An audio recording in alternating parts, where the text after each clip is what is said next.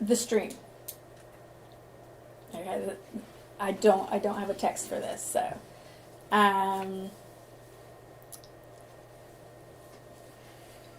2020, just before COVID happened, I did a 40-day silent retreat, Ignatian retreat at Guelph, which I hadn't realized at the time was one of the places in the world to go do your 40-day silent retreat. I don't know how many of you are familiar with the Ignatian exercises. I see a few nods of heads. It looks like the majority of you actually are. And part of what you do in those exercises is you spend time in different passages of Scripture, which are given to you by your spiritual director, and you go deep, essentially, with all five senses into those passages of Scripture, in prayer, seeking to be as present as you can to that story, to that place, to that time, to that Scripture. And you start with the Annunciation, you work all the way through the Resurrection and the Great Commission. And each day your director tells you what verses you're going to spend your 5 separate hours of focused prayer praying through those verses. And it could be one verse, it could be 5 verses. It's never super long, but my pattern was pretty typical that I started at 1 in the morning and did an hour of prayer over the verse, and then 6 in the morning, and then I met with my spiritual director after breakfast at 8 in the morning, and then had, but you get the idea, all the way through till dinner, and then your free time is after dinner. You're not allowed to, you're not supposed to read, you can work with art materials, but then you have the evening off, which usually means you eat, you rest, you might try to dabble in some art, and you fall asleep because you're exhausted, because you spend 5 intentional hours of prayer with that passage, as well as an hour of Mass and 2 separate half hours of prayer and an hour with your spiritual director. So when people said to me when I came back, Kirstin, you had almost a month and a half away, you must be so rested up. Like, are you crazy? You are so exhausted at the end of this time. But it is transformative.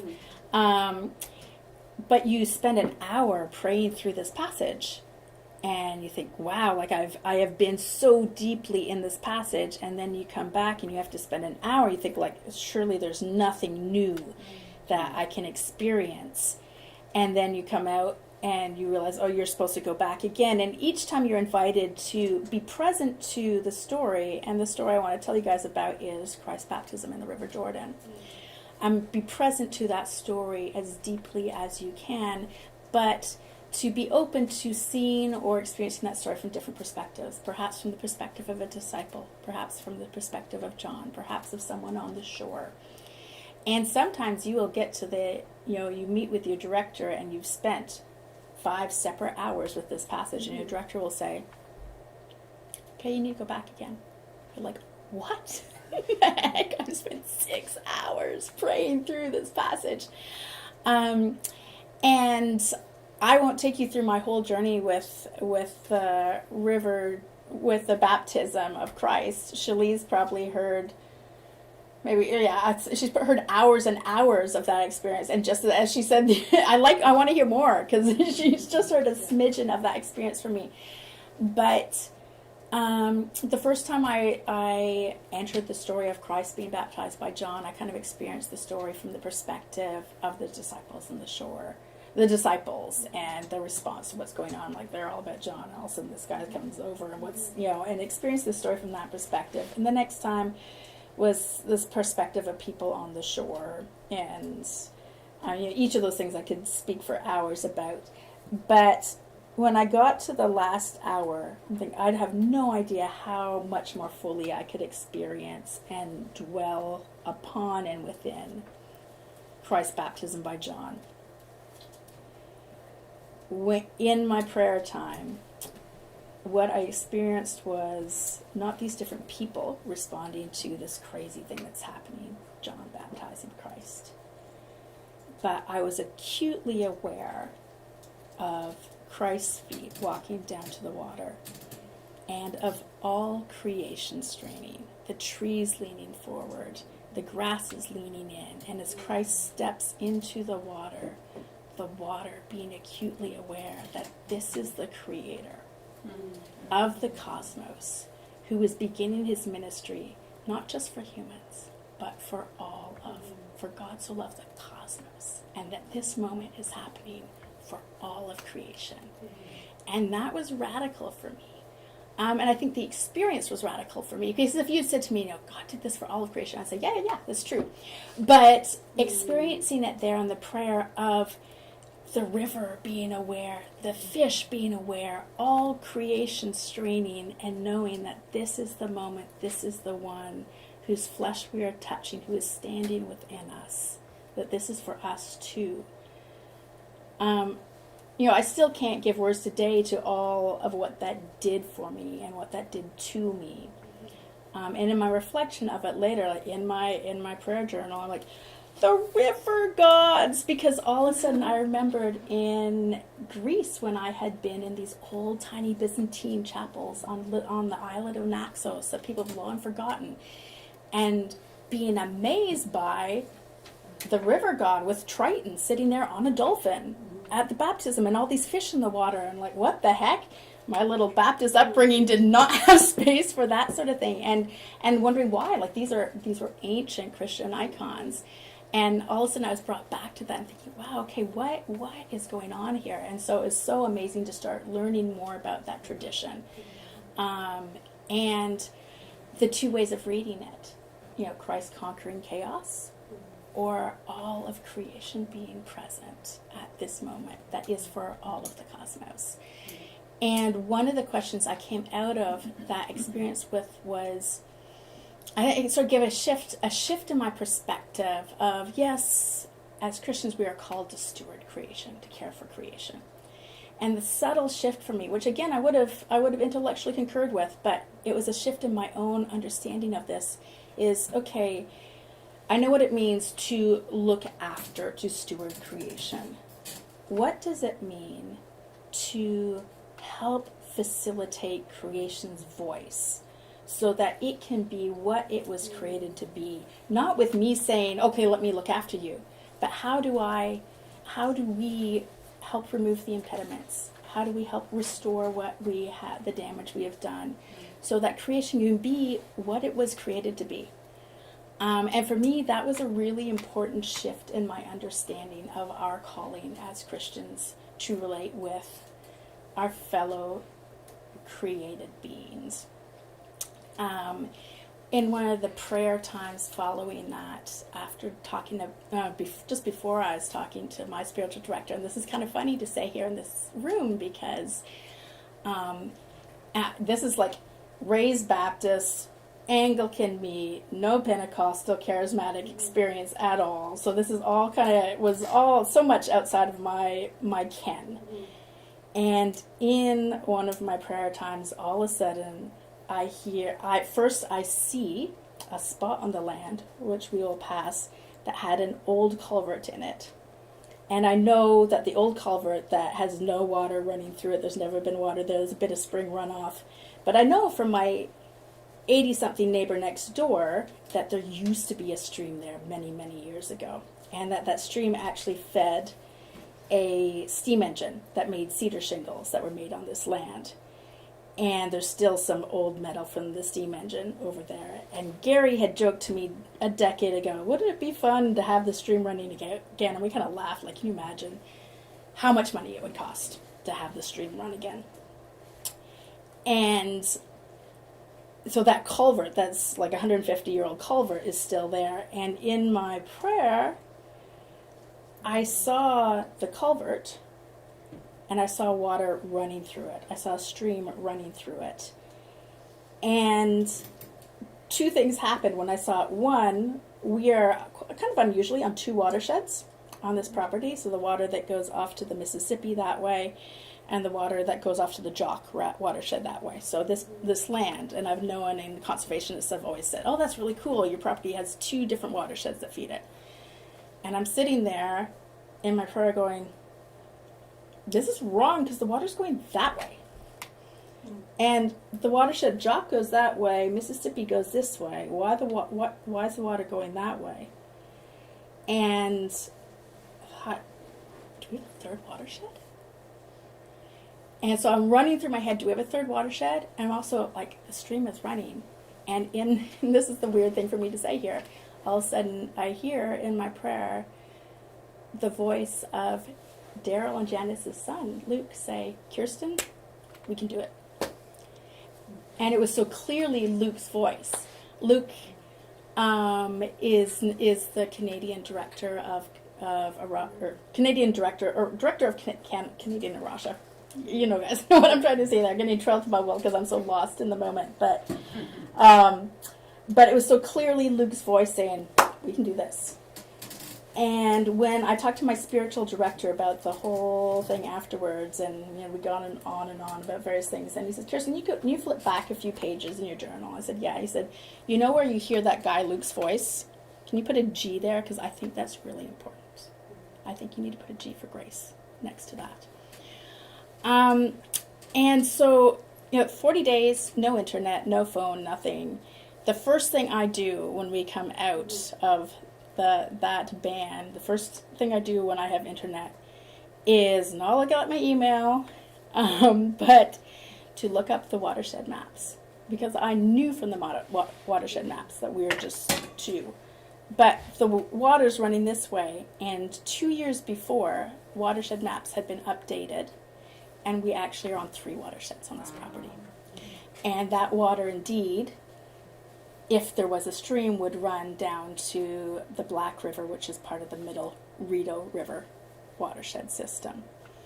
Now, when I said that later to a couple of local farmers, are like, of course that goes to Black River. They knew. The watershed maps, the government maps are wrong, but the locals all knew that was that part of that watershed. So we're actually on 3 watersheds on this property.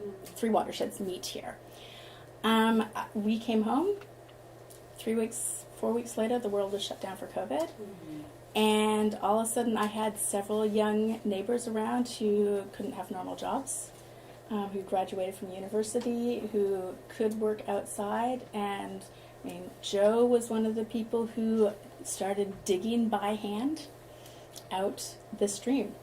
And Alex, who was supposed to be with us this weekend, spent most of her summer working on it and doing water tests as we dug out water, testing the temperatures of the water.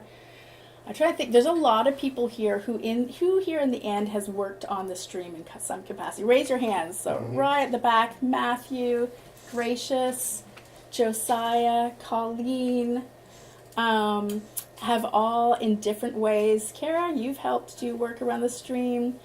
Over the last 3 years, what once was completely filled in land is slowly becoming a running stream again.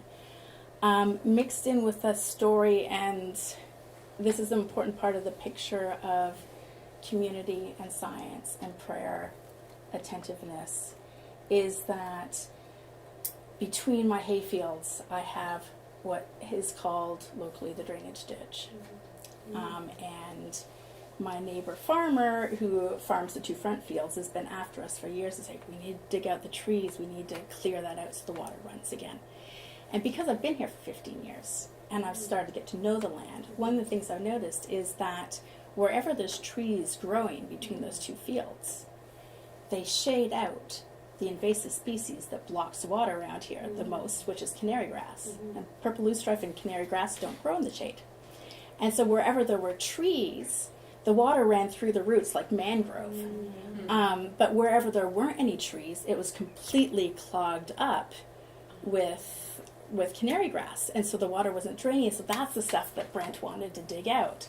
But if he digs that out every 5 years, that's an every 5-year process, as opposed to planting trees that will shade, which is actually not even just a 200-year thing. That's a forever thing, right? Because the trees will continue to replace. And Brent came to me that spring and said, Kirstin, what do you think about digging this out again? And I approached again. I said, Brent, come for a walk with me and come see. And he wasn't even sure how to respond, because it was so clear that where between the two fields the drainage ditch had water was where there were trees. And of course by then I'm aware that the drainage ditch is really an extension of the stream that was. And I want to throw in here, words matter, friends. Words are so important. How we respond to a drainage ditch versus a stream is really different, right?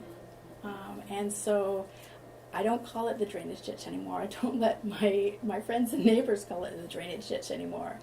It's the stream, because we care about a stream in a way that we don't about a drainage ditch or even a trench or canal. What we call these things changes how we engage with them. So I said to Brent, you know what you could do is those places where the canary grass is growing in, you can dig that out. And actually over on this other side, there are some big spaces where you could also dig where the old stream used to be. I said, Kirstin, what stream? There used to be a stream. I said, Gary told me about the steam engine that powered the cedar shingle factory, the shake factory. And he's like, oh, well, Gary said that. Maybe it's true. But he's still kind of suspect. And I took him back and I showed him some of the old pipes and stuff. And he's like, okay, there obviously was something back here. And then he says, but it's like just wetland, so it doesn't really matter where I dig. And I said, no, if you could actually follow the curve you see there, that would be great. And he's like, what curve? I said, well, see where the canary grass grows through the willows? You can see this path of the canary grass and it curves around the corner. He's like, doesn't really matter. It's just wetland. It doesn't matter where I dig. But he's like, okay, for various reasons, he's got extra grace for me. So he says, okay, I'll dig there. And I went off to talk to Colleen's mom, who had come to visit. And he came and got me about 45 minutes later and said, so do you want to see what I dug? And I said, sure. We went back. And he said, so I followed the curve, like you said. And this is harder to see today because the stream is coming back to life, but and actually on the chairs there was a little map of the stream. So in your packets you have an old map of the stream. On that little yellow, my printer is dying, you can see the blue line of the stream. And he followed that curve at the end where it gets wiggly. And where he had followed the curve of the canary grass, you could see there's probably in total about 25 feet of hand chiseling into the limestone slate so that the water would run better during drought to power the steam engine. Had Brent been, and it's like, guys, it's only about this wide. Had Brent been a couple feet this way or that way, he would have never discovered the human history of the evidence of the stream. And that's what got him. For Brent, the word organic, environmental, ecological, those are all swear words for him. But to see evidence of where his ancestors had tried to help the stream flow better in times of drought, he was excited about that. He thought that was very cool, as have a couple of the other neighbors. And for me, it was this amazing moment of, as I said, science, attentiveness, knowing the invasives, knowing the natives, noticing the natives and the invasives. Crazy, things that happen in prayer and time set aside to listen and be silent and still. Hearing the voices of Wilsons, hearing the voices of friends. And this is a piece I think we often miss, the social history. Listening to the old timers who remembered things that we've forgotten. And that was really key in this story, was the old timers.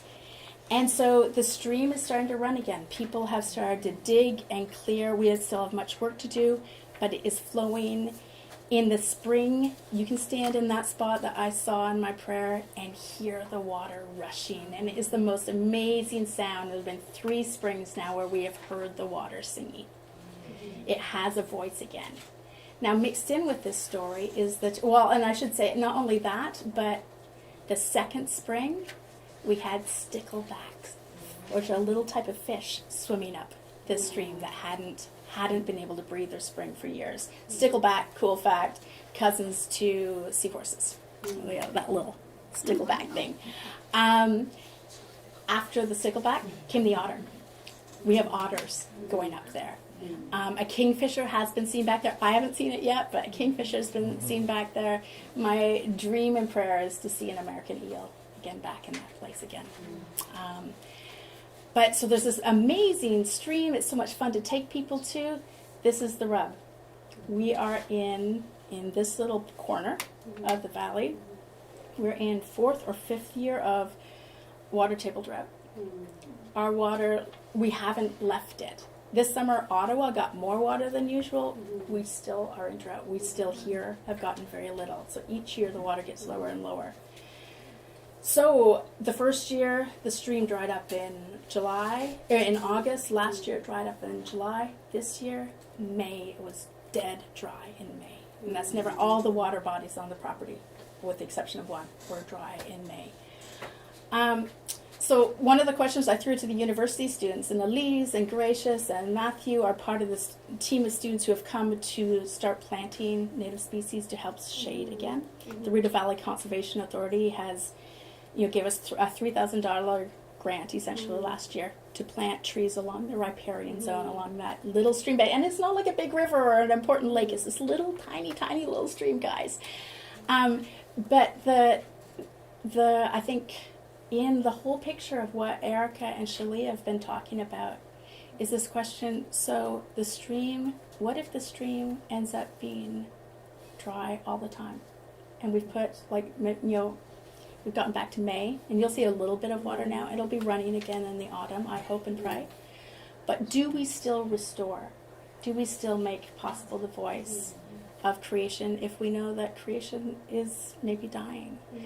But if we know that our grandma is not going to be around forever, do we stop feeding her?